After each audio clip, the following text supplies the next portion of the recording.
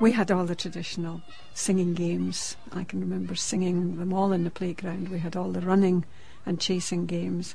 We had all the games like Peavers.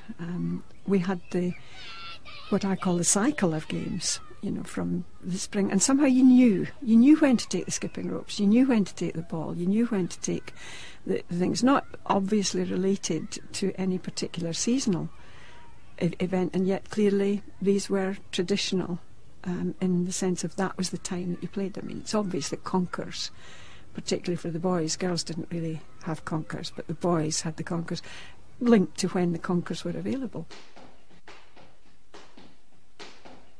I had a little monkey, his name was Joey Brown. I took him to the bathtub to see if he would drown.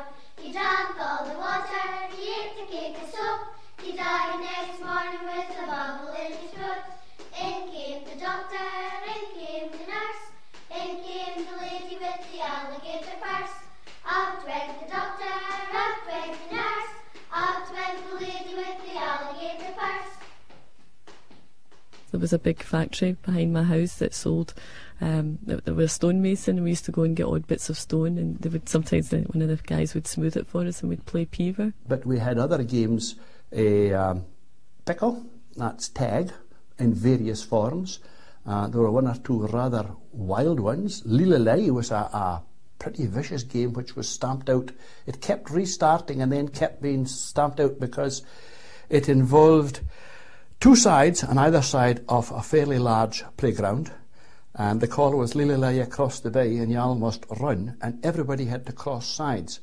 Now in the centre there was usually an older boy.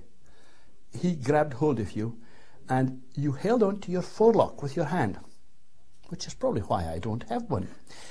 And he had to get your hand off the forelock and touch your forehead before you were tagged.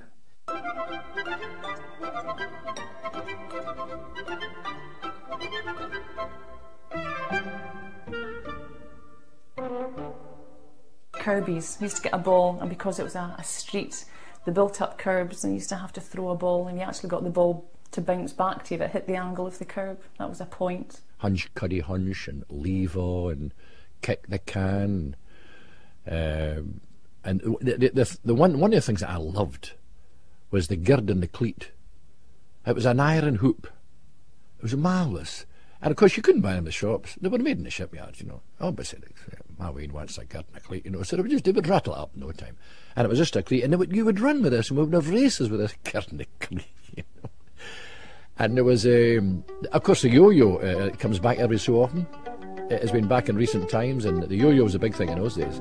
We took her yo-yo to school, she did yo-yo, she shouldn't have ta'en it at all.